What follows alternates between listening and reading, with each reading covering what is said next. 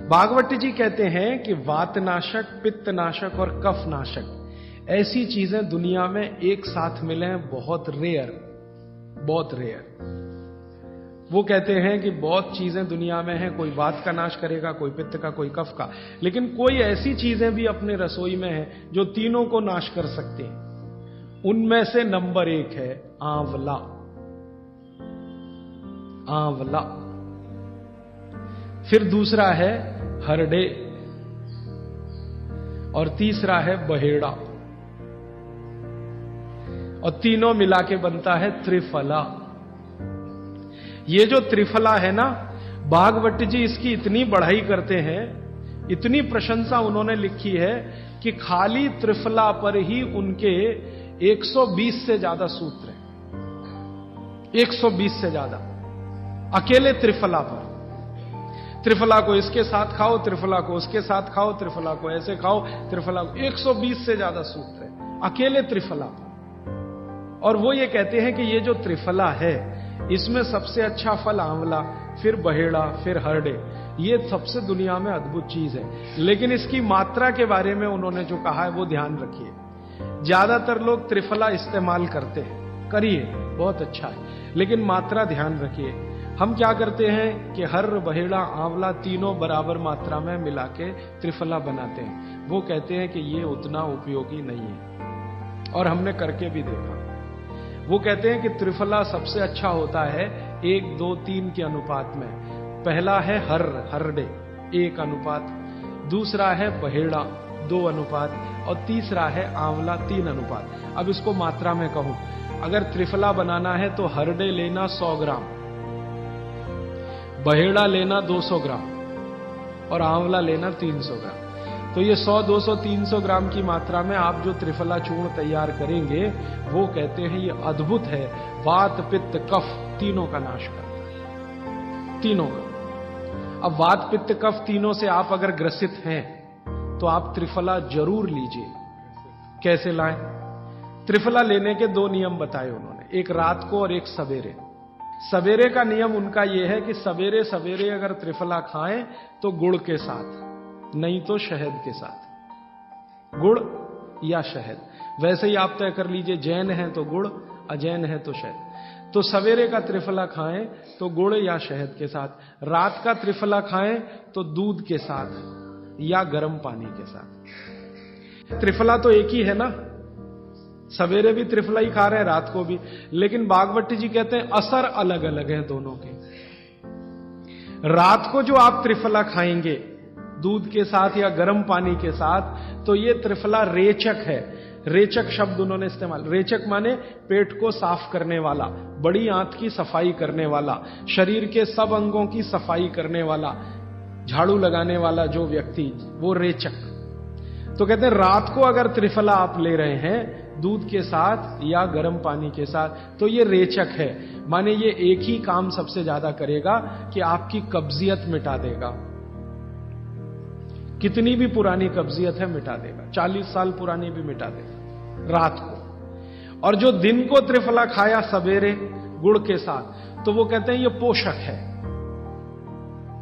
एक शब्द है रेचक और एक है पोषक। पोषक माने शरीर को जो कुछ चाहिए, विटामिन सी चाहिए, विटामिन ए चाहिए, विटामिन डी चाहिए, या विटामिन के चाहिए, या कोई विटामिन चाहिए, या हमें माइक्रो न्यूट्रिएंट्स चाहिए शरीर को, कैल्शियम चाहिए, आयरन चाहिए, वगैरह वगैरह।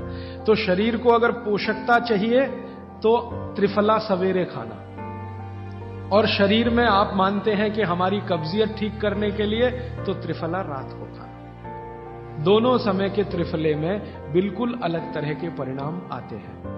तो जो कहें हम तो स्वस्थ हैं जी, तो सवेरे ही त्रिफला खाओ, स्वस्थ हैं तो। और जो कुछ बीमारियां हैं आपको, तो रात को खाओ, ठीक है। मात्रा ध्यान रखना, 1, 2, 3 सम मात्रा का त्रिफला बहुत रेयर केस में इस्तेमाल होता है। 1 या 2 ही बीमारी हैं। अभी मैंने एक जगह इस्तेमाल किया था, एक वैज्ञानिक हैं, भाभा एटॉमिक रिसर्च सेंटर में काम करते हैं, उनको एक बीमारी हुई रेडिएशन से। रेडिएशन आप जानते हैं सभी एटॉमिक सेंटर। तो उनका पूरा शरीर सड़ गया, एकदम सड़ गया, जगह जगह घाव, जगह जगह। और उसमें से खून निकलता, मवाद निकलता। वो बेचारे इतने परेशान, इतने हैरान, कहां कहां जा जाके, अमेरिका, कनाडा, सब जगह, कुछ इलाज हुआ नहीं, कोई रिलीफ मिला नहीं। कपड़ा भी नहीं पहन सकते, ऐसी स्थिति थी, हमेशा नंगे बदन रहते थे। तो ऐसे ही किसी ने मुझे उनके बारे में बताया। बंबई तो मैं अक्सर जाता रहता हूं कि राजीव भाई एक ऐसे व्यक्ति हैं। तो मैं उनको गया था मिलने और देखने, तो मैंने देखा सच में हालत बहुत खराब थी। तब मैंने उनसे कहा कि आप बहुत परेशान हैं। हाँ बहुत परेशान हूं, दवा सब काम लेके देख ली, कुछ उपयोग होता नहीं। मैंने कहा मैं होम्योपैथी दूं? उन्होंने कहा होम्योपैथी मैं नहीं लेना चाहता। तो मैं पूछा चलो आप फिर एक काम करो, त्रिफला चूर्ण खाओ बस, और कुछ मत करो। तो उन्होंने त्रिफला चूर्ण शुरू किया। ये मैंने बताया 1 2 3 शुरू किया। 3-4 महीने में रिजल्ट बहुत थोड़ा आया, थोड़ा आया। फिर मैंने कहा मात्रा बदल के देखते हैं। फिर उनकी सम मात्रा की मैंने, बराबर जितनी मात्रा आंवला, बराबर उतनी मात्रा बहेड़ा, बराबर उतनी हरडे। अभी स्थिति यह है कि वो बिल्कुल ठीक है। 1-1.25 साल उनको हुआ त्रिफला खाते खाते, बिल्कुल ठीक है, और पहले से ज्यादा प्रफुल्लित है, पहले से ज्यादा एनर्जेटिक है। आप जानते हैं रेडिएशन का दुनिया में इलाज नहीं है। ये उदाहरण मैंने जानबूझ के दिया, ऐसे सैकड़ों उदाहरण है मेरे पास। रेडिएशन का दुनिया में इलाज नहीं है, लेकिन त्रिफला चूर्ण के पास उसका इलाज है। अगर यही त्रिफला चूर्ण अमेरिका में हुआ होता ना, यूरोप में हुआ होता, तो अब तक इस पर पेटेंट लेकर करोड़ों डॉलर कमाए होते हो। ये हमारे यहां प्रचंड मात्रा में है, हर घर में है, हर गांव में है, इसलिए हमें इसकी कीमत नहीं मालूम। मैं आपसे फिर कह रहा हूं, आपके सोचने का नजरिया बदल दीजिए। प्रकृति ने जो चीजें प्रचंड मात्रा में हमको दी हैं, वो उतनी ही कीमती हैं। वो प्रकृति की हमारे ऊपर कृपा है, जो हमारी जरूरत के हिसाब से दी है। आंवले का इतना उत्पादन इस देश में होता है, आप जानते हैं। बहेड़ा इतना मिलता है, हरडे इतना मिलता है, और लगभग फोकट की स्थिति में मिलता है। अब पता नहीं कौन कौन लोग उसी आंवले को 200-250 रुपए किलो च्यवनप्राश बना के बेच लेते हैं। ये जो च्यवनप्राश है ना, ये त्रिफला चूर्ण से कई गुना नीचा है। च्यवनप्राश पे जितना खर्चा कर रहे हैं, उससे बहुत कम खर्चे में आप त्रिफला खाइए, च्यवनप्राश से भी ज्यादा असर। तो मेरी आपको आज के लिए ये आखिरी सूत्र थी कि आप अपने जीवन में वात, पित्त, कफ तीनों को सम रखना चाहते हैं, तो आंवला, हरडे, बहेड़ा, हरडे, बहेड़ा, आंवला, इन तीनों का उपयोग करना सीख लीजिए। घर में हमेशा इसको डब्बे में बना के पाउडर के रूप में रख लीजिए। अब आप कहेंगे इन तीनों को एक साथ खाएं, आप अकेला आंवला भी खा सकते हैं। आंवला तीनों दोष दूर करता है, वात, पित्त, कफ। हरडे तीनों दोष दूर करता है, वात, पित्त, कफ। और बहेड़ा तीनों दोष दूर करता है, वात, पित्त, कफ। इसलिए भागवत जी कहते हैं सर्वोत्तम फल यही है, आंवला, हरडे, बहेड़ा। दूसरे फलों से कई गुने ज्यादा ताकतवर यही फल है, आंवला, हरडे, बहेड़ा। अब आपको आखिरी एक छोटी सी बात कह दूं कि आप में से किसी को भी यह तकलीफ है कि आपके शरीर में मेद बढ़ा हुआ है। मेद माने मांस बढ़ा हुआ है। बहुत लोग परेशान है, मोटापा। मेद माने कफ बढ़ा हुआ है, सीधी सी बात। तो आप त्रिफला खाइए। कब खाना है? आपको रात को नहीं खाना है, सवेरे खाना है। जिनको भी मांस बढ़ा है शरीर पर, मेद बढ़ा है, उनको अगर छाटना है, इसको कम करना है, तो त्रिफला सवेरे खाना, आंवला सवेरे खाना। आप त्रिफला नहीं खा सकते तो आंवले ही खा लीजिए। 4 आंवले, 3 आंवले रोज खा लीजिए। आंवले को मुरब्बा बना के खा लीजिए, मुरब्बा को और आंवले का अचार बना के खा लीजिए, आंवले की चटनी बना के खा लीजिए। जैसे भी है आंवला खा लीजिए। 3 से 4 आंवला जितना होता है, ये पेट में जाते रहे तो साल भर में आप देखोगे आप पहले से ज्यादा स्लिम और ट्रिम हो जाएंगे। और आंवले के बारे में आज के जो वैज्ञानिक कह रहे हैं, आज के, वो कहते हैं कि दुनिया का सबसे अच्छा एंटीऑक्सीडेंटल फल कोई है तो वो यही है। एंटीऑक्सीडेंट माने जो ऑक्सीडेशन की क्रिया को कम करे, और शरीर में हमेशा ऑक्सीडेशन चलता है। ऑक्सीडेशन में उम्र कम होती है, शरीर के हर अंग का क्षय होता है। तो अगर उम्र बढ़ानी है और अंगों का क्षय बचाना है, तो आंवले से अच्छी कोई चीज नहीं। दैनिक जीवन में, भोजन में इसको जरूर धारण करिए। भागवत जी कहते हैं कि जब त्रिफला खाएं, आंवले के बारे में तो वो कुछ नहीं कहते, वो कहते हैं साल भर खाओ, 2 साल खाओ, रोज खाओ, कोई दिक्कत नहीं। त्रिफला खाएं तो 3 महीने लगातार खाने के बाद थोड़े दिन छोड़ देना, 3 महीने। 3 महीने 90 दिन खा के थोड़े दिन छोड़ देना, माने 15-20 दिन छोड़ देना, फिर अगले 3 महीने खा लेना, फिर 15-20 दिन छोड़ देना, फिर 3 महीने खा लेना। क्यों कर लेना ऐसा? वो कहते हैं कि ये छोड़ना जरूरी है बीच में, नहीं तो शरीर को आदत लग जाती है, और वो आपने अगर छोड़ा नहीं तो आपको कुछ दुष्परिणाम भी दे सकता है। लगातार अगर त्रिफला खाया तो कई दिन ऐसा लगेगा कमजोरी आ गई, अगर बीच में छोड़ा नहीं तो। छोड़ के खाना। अब किसी व्यक्ति के लिए ये छोड़ने का समय है वो 3 महीने से थोड़ा पहले भी हो सकता है, ज्यादा भी हो सकता है, इसलिए मैंने बीच का बताया। 3-3 महीने करके छोड़ छोड़ के खाना। अब आज के लिए सूत्र इतना ही, आगे प्रश्न। जी, मात्रा कितनी?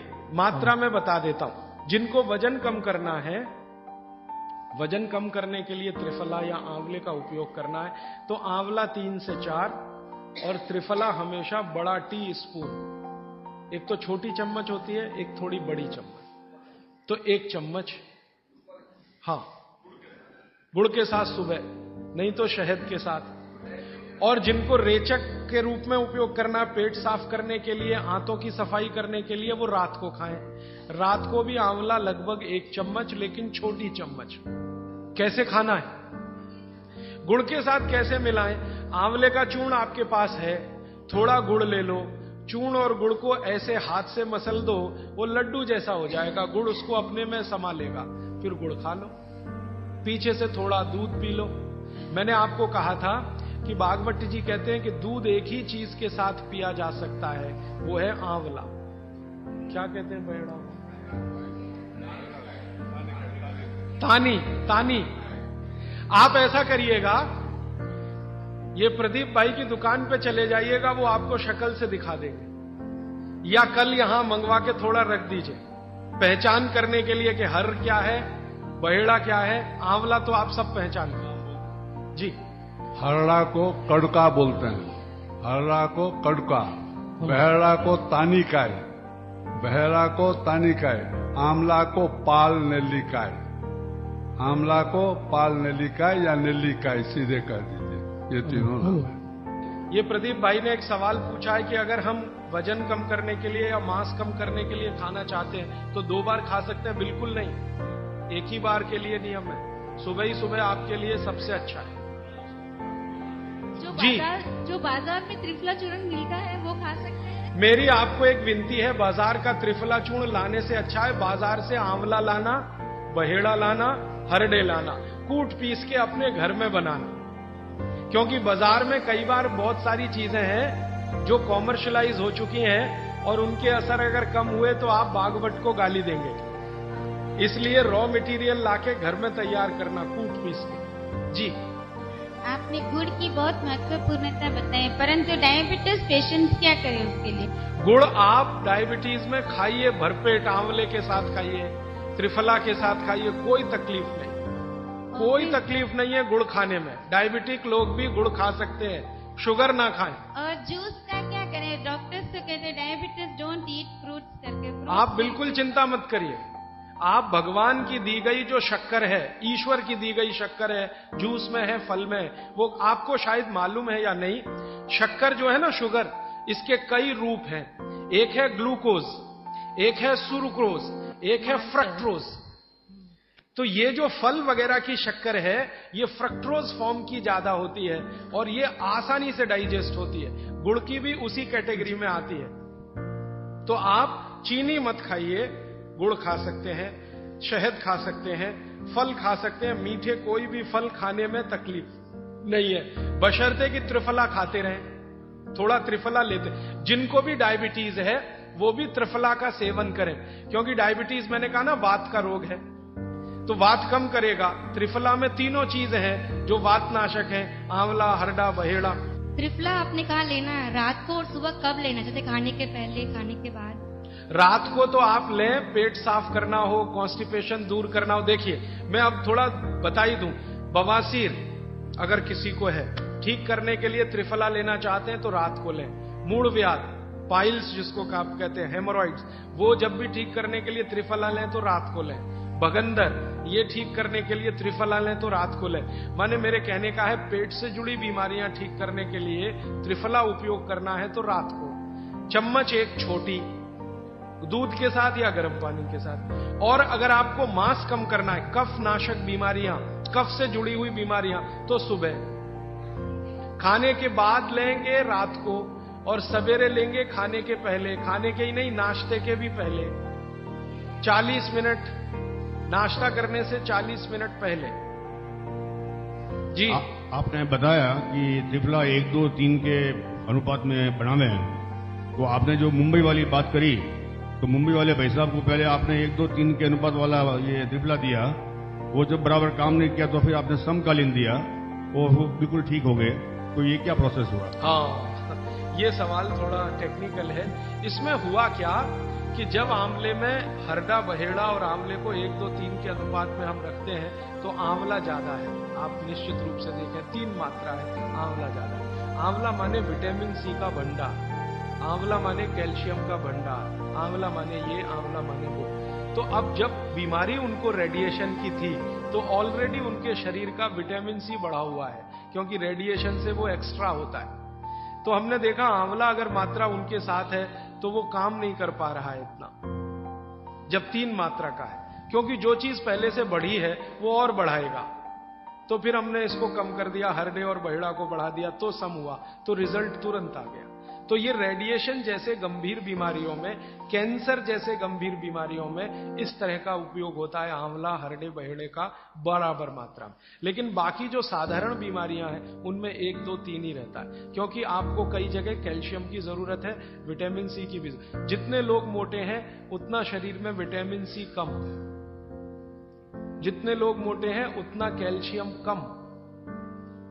तो कैल्शियम कम है, विटामिन सी कम है, तो मैं आपसे कहूंगा ही कि आंवला 3 मात्रा में लो, तो वो बढ़े, तो बाकी चीजें कम हो। तो ये चक्कर है, ये थोड़ा टेक्निकल प्रोसेस है, आप लेकिन समझ जाएं, सरल भाषा में मैंने कोशिश की है बताने की। जी। In 1992, I went to Rajasthan. I studied Jainism. I have been following. I was 120 kg with top to bottom all diseases. Today, I am standing without any disease. I am 66. I am following 100% Swamiji's. I don't take idli, chapati or sugar. Particularly white sugar is nothing but carbon. Nothing but carbon. Carbon, charcoal koi खाएगा.